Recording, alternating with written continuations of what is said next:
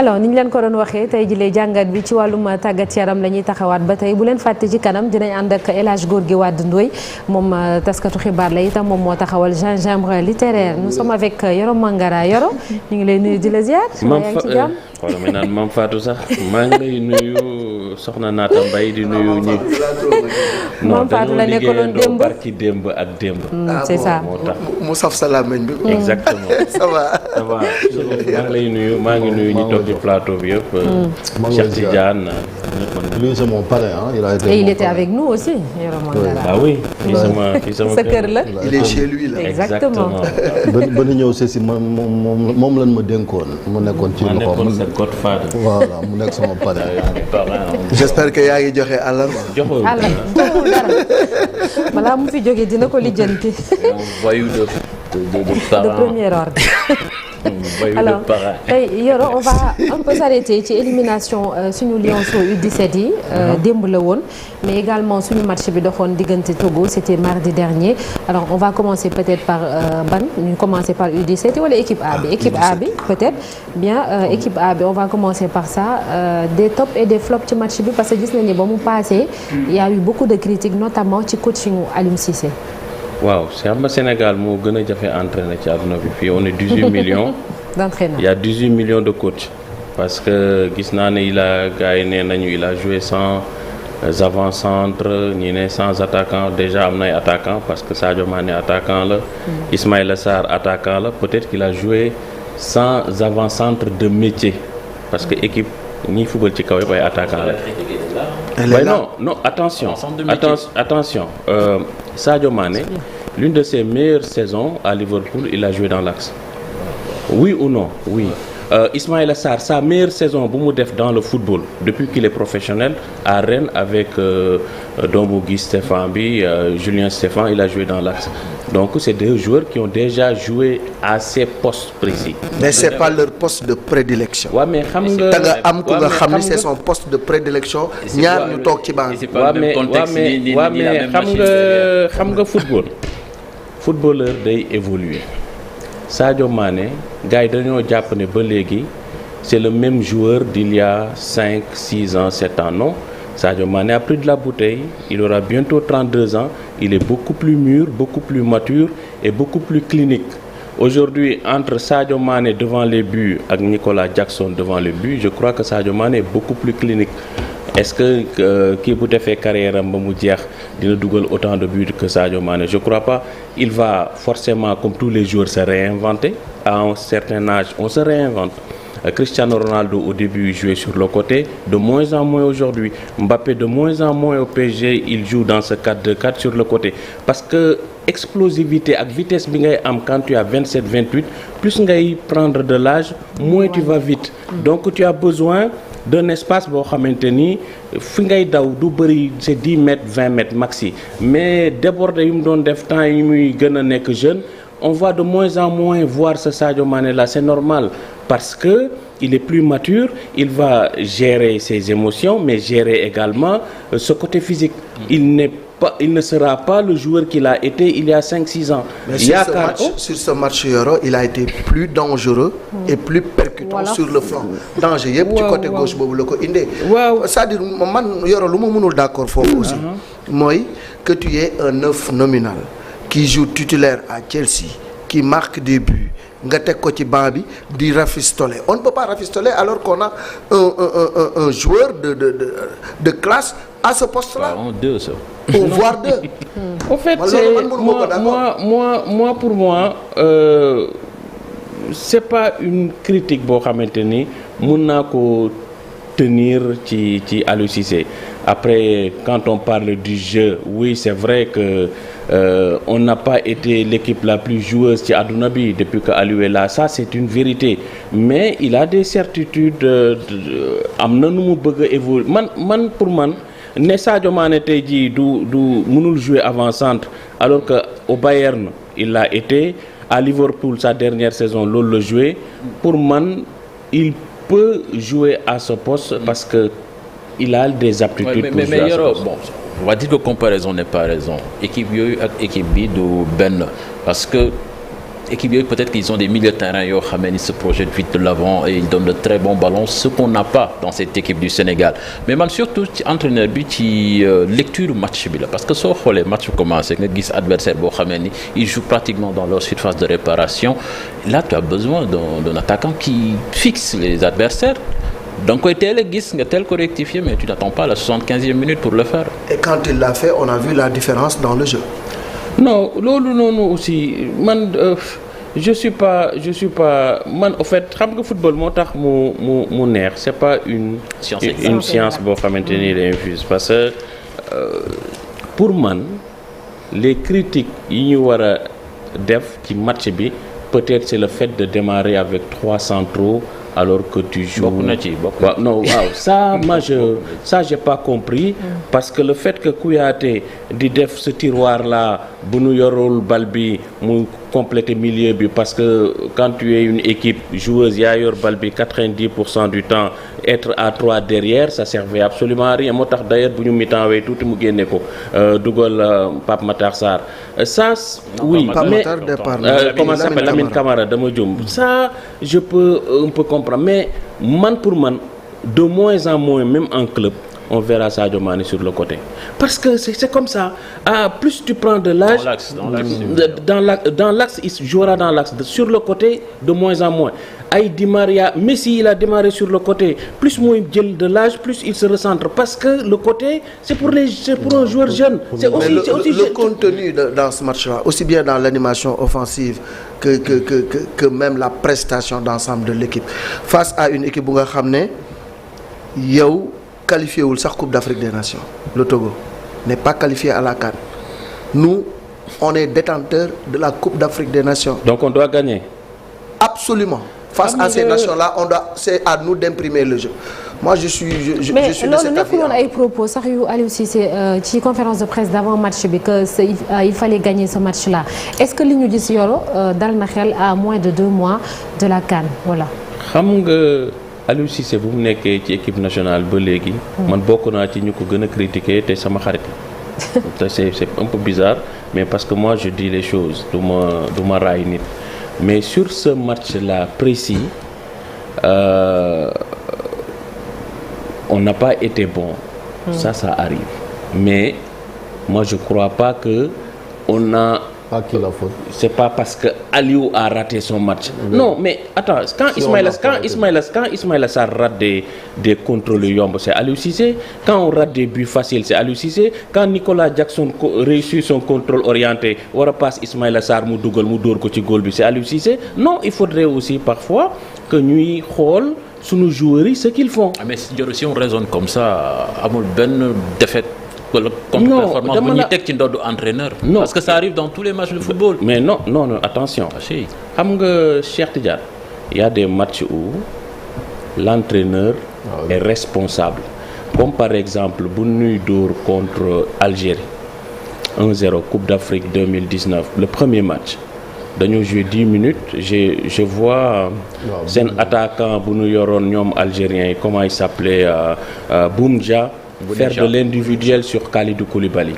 Il a parce que Kalidou Koulibaly il jouait sur notre côté gauche et il disait après le match Malaj Belmadi il me dit oui nous notre idée c'était de couper la relation Koulibaly Mané parce que le côté gauche sénégalais c'est le côté fort donc mu bàyyi Kouyaté seul et comme il sait que Kouyaté est moins à l'aise pour faire de bonnes relances que Koulibaly ils ont laissé notre côté droit ça si on ne corrige pas ça c'est mais ban tactique la waa Togo teg bu ñu mënul résoudre ñun ban il y en a pas.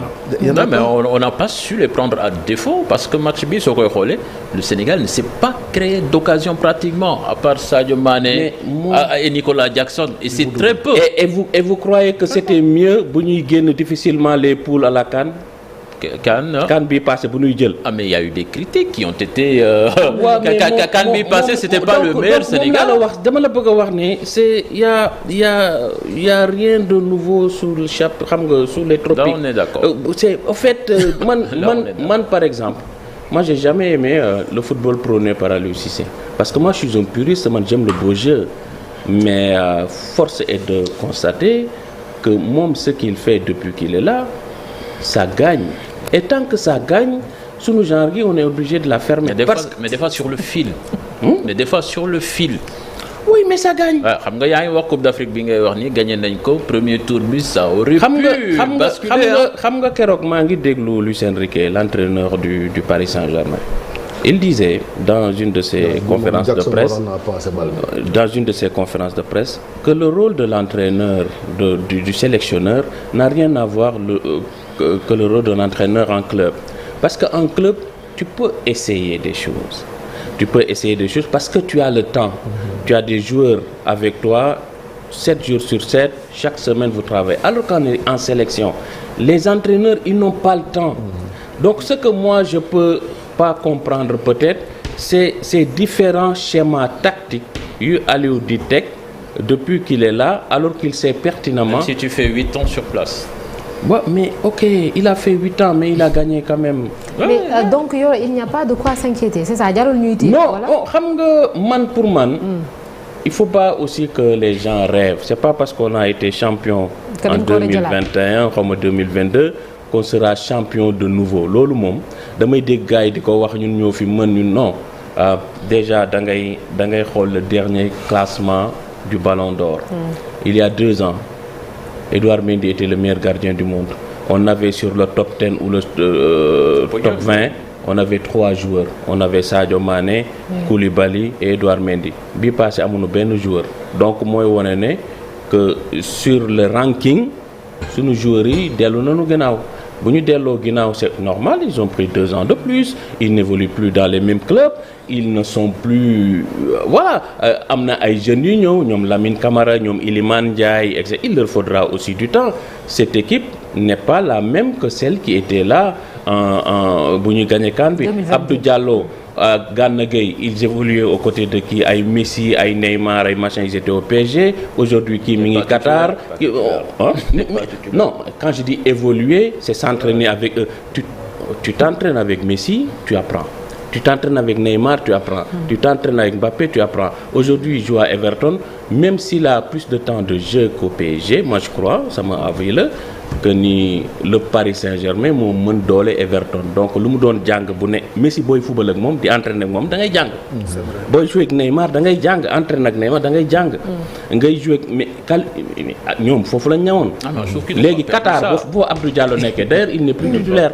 Donc équipe bi doole bi dafa wàññeeku. Tout à fait. mais mi ngi injecté à dose homéopathique. Il faudra du temps. waaw mi ngi injecté à dose homéopathique des jeunes mais on n'a pas compris comme ni nga wax Cheikhou Kouyaté ak Idrissa Gana Gueye nga aligné leen ci match bi alors que le jeune Camara est en train de monter en puissance. Match bi passé il avait fait un bon match sur le schéma qu'il a choisi Yoro.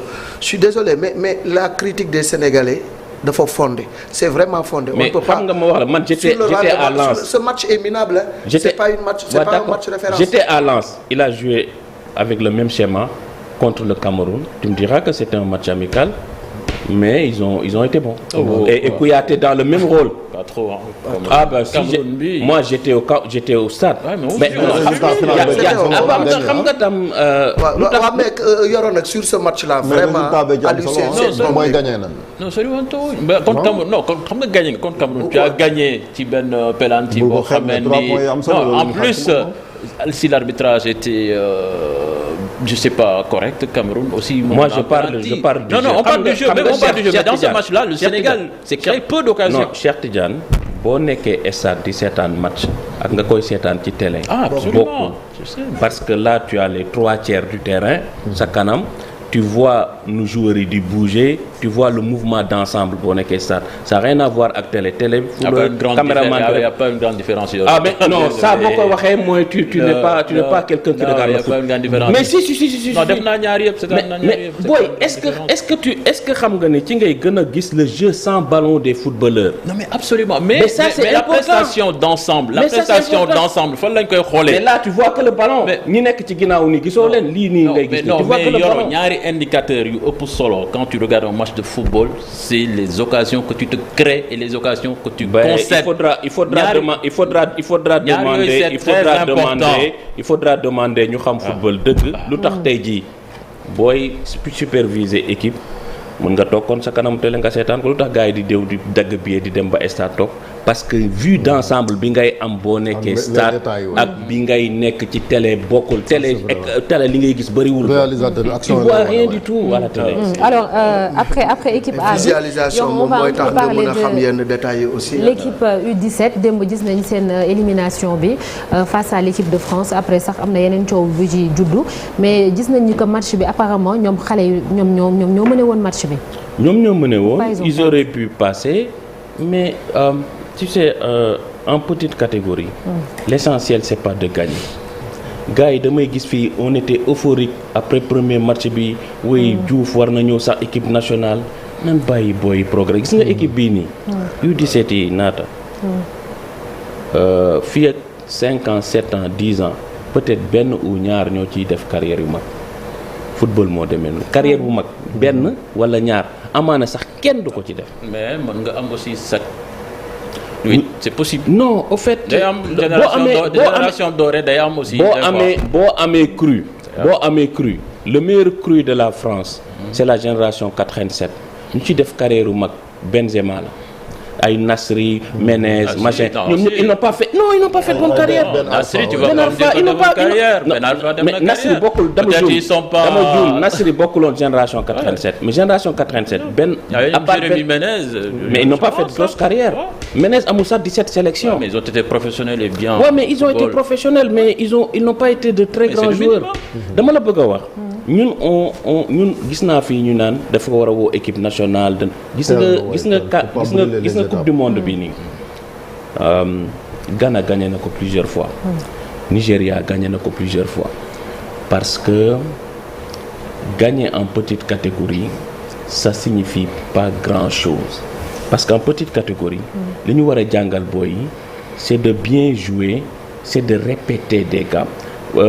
C'est bien ngay participer ci tournoi yu mel nii mais boo ko focusé ci par force nga gagner tu n'auras pas le temps de travailler parce que tey jii mën naa nekk un entraîneur je veux gagner je viens may bétonner di teg un bus je gagne le tournoi mais après tu brides des garçons yoo xamante ni dana waroon développer seen football développer seen talent lu ñu leen éliminer moi j'ai aimé ils ont joué ils se sont défoulés ils ont montré qu'ils avaient du ballon tactiquement qu'ils étaient bons après boo yeggee série tir au but am na ñuy naan chance la moi je suis pas d'accord sax du chance ça se travaille c'est la pression qu'il faut savoir dominer c'est une technique aussi. mais est-ce que problème gestion équipe bi amu ci parce que gis nañ Sénégal joué 2 matchs dugal bit yu bëri mais les 2 derniers matchs dugaloon bi alors que qualifié woon contre le Japon justement ci la Amara sax blessé.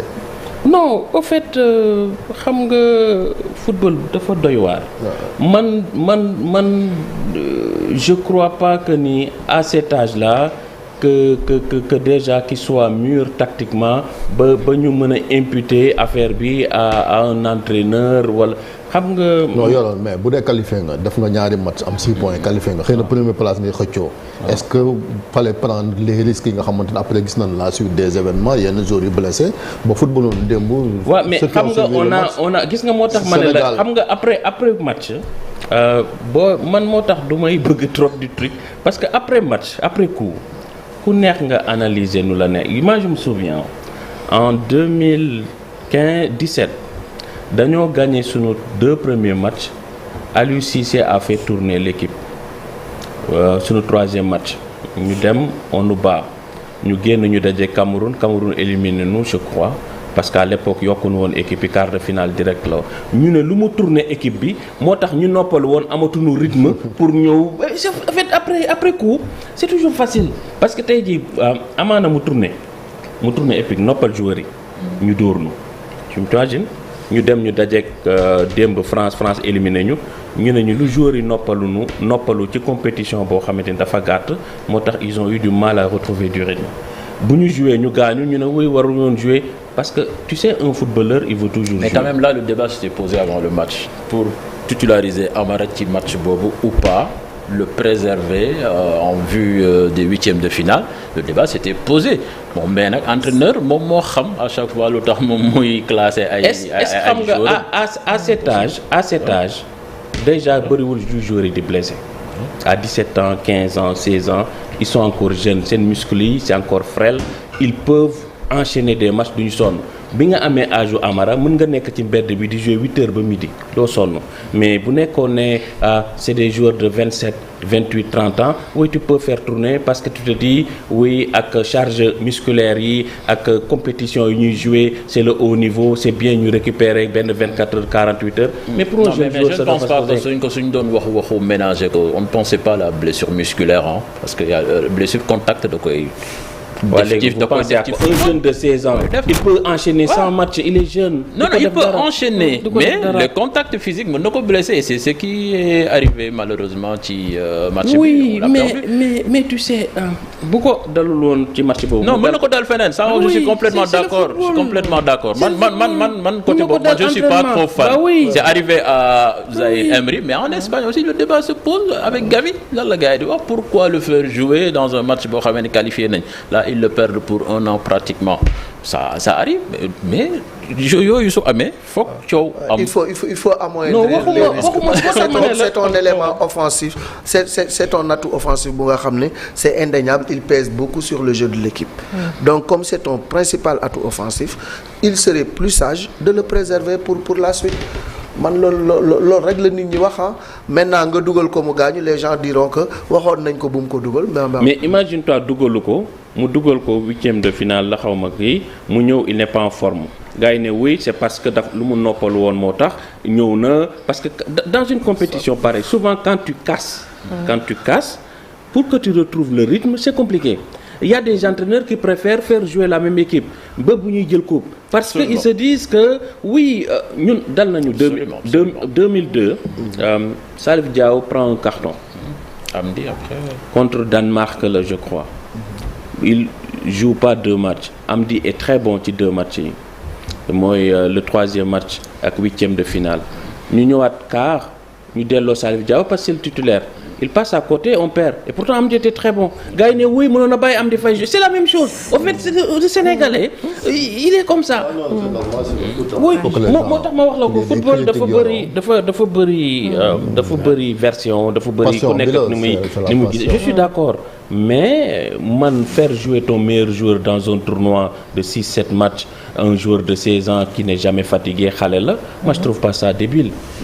Ouais, mais exactement léegi on va parler de ce joueur de 16 ans là bi nga ni que dañ koy tudd équipe nationale A tu penses que c'est trop prématuré. Pourquoi parce que quand même dans l'histoire on a eu des joueurs yoo xam ne def nañ leen ko même si dañ leen yóbbu dugal leen ci groupe bi sax te joué wuñu responsabiliser wuñu leen mais loolu je ne pense pas que mën na ko yàqal. au fait xam nga àdduna bi dafa am des super cracks. Il en fait partie lui. Je sais pas. Tu penses pas. Je dis pas que je pense. Je dis je sais pas. Je sais qu'il est bon. Non mais Diallo tu l'as regardé jouer. Oui bien sûr mais xam nga man. Au fait dans ce pays-là les gens sont trop dans l'émotion. Les gens ils sont trop dans l'émotion. Ils sont trop dans il faut nañ bàyyi boy bi qu'il progresse mais xam nga à 17 ans il n'a pas dit que 17 ans il a 15 ans. À 15 ans aujourd'hui on peut pas dire qu'un joueur là sera un crack dans 7-8 ans mënul nekk parce que xam nga lan la xamuñu marge de progression am yow xamoo ko. mais on parle pas de 7 ans 7 à 8 ans on parle de tey jii. Amara ce qu'il montre actuellement en termes de talent. Est-ce que tu ne penses pas que moi je sais qu'il a mais c'est arrivé en Espagne avec Lamine Yamal. C'est arrivé avec Pelé. Lamine Yamal. C'est arrivé avec Laurent Paganelli qui était. Et à Espagne il y a Barcelone. Ouais mais Lamine Yamal il joue au FC Barcelone. Il est bien entouré son coach s'appelle Xavi il joue déjà la Champions pour moi c'est le niveau le plus relevé. 16 ans. La Champions c'est le niveau le plus relevé. Je dis à 16 ans. D'accord mais qui il joue où actuellement non ban championnat lay joué même pas léegi ngeen joué sax non ren mi ngi joué commencé na joué ren mi ngi il évolue ren en Ligue 1 mi ngi joué Coupe d'Afrique commencé na mais on l'a vu Génération Foot ay ñoom Ismaïla Sarr yi 3e division lañ doon football avant ñu dem France xoolal on a Ismaïla Sarr il a quitté Génération Foot 3e division dem mettre titulaire on a bridé pas mal de carrières pas qu'au Sénégal un peu partout dans le monde nanu bàyyi xale bi mu màgg ñu noppal ko mais xëy dañ ko war a woo équipe nationale dañ ko war a def lii dañ ko war man pour man dafa teel nan ko bàyyi mu noppal. Du Sénégalais sax c'est Claude Leroy qui a émis l'idée. Non, même si mais bon, les gens non, beaucoup de Sénégalais. Claude Leroy l'a fait ici. Dem na seetaan match Waagu Ñaay Jaon jeunesse amicale de Waagu Ñaay. seetaan jëli Victor Diagne indi ko équipe nationale. Victor n'a jamais joué en club. Il a quitté les Navétanes pour venir en équipe nationale. Oui, mais c'est pas parce que tu sais. Football day il faut que les planètes s'alignent parfois Messi bu ñuy moom 13 ans lañ ne crack la on a vu ce qu'il est devenu mais ci ginnaaw di nga gis 99 joueurs yu ñu ne ay crack lañ woon ay machin lañ woon ay trucs ils sont passés à côté. Ghana am na ko Lamteni il est venu à la CAN il avait 16 ans et demi 17 ans. Bah oui mais oui c'est un exemple. mais même récemment ñaata. même Gourcuff les Français disaient que mooy. mais du moom rek boo jëlee booy Bordeaux yi boo jëlee booy sociaux yi ñoom ñëpp newoon nañ ci les futurs Zidane kenn si ñoom deful carrière parce que tam ñun on est dans l'euphorie nan calmé wu bàyyi booy bi mu màgg. mu progressé na. ok Yoro chance peut-être recours au Sénégal. Voilà, c'est la ça. réserve. Ben écoutez pour man bu jàllul c'est pas normal.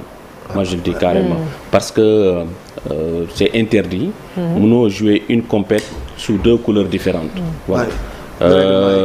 fu mu nekk nii français yi nañ jàpp seen bopp parce que moi je crois que la FIFA ne va pas accepter ce forfait. Et l'aveu de taille mooy bi ñuy football ak Sénégal dañ ko génne joué wul. parce qu'ils savent qu'il waaw ça montre aussi les failles yu am souvent dans l'administration un peu partout muy Sénégal xam nga ñun bu ñu ko defoon ñun africains yi ñu dóor suñu loxo yi ne oui. parce qu'on n'est pas pro.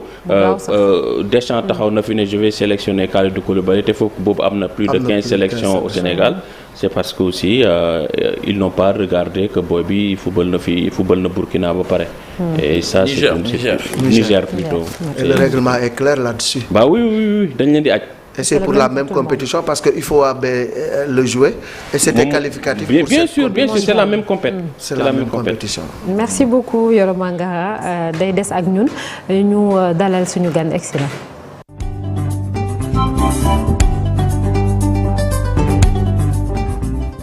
C'est un autre journaliste El Hadj Gorgui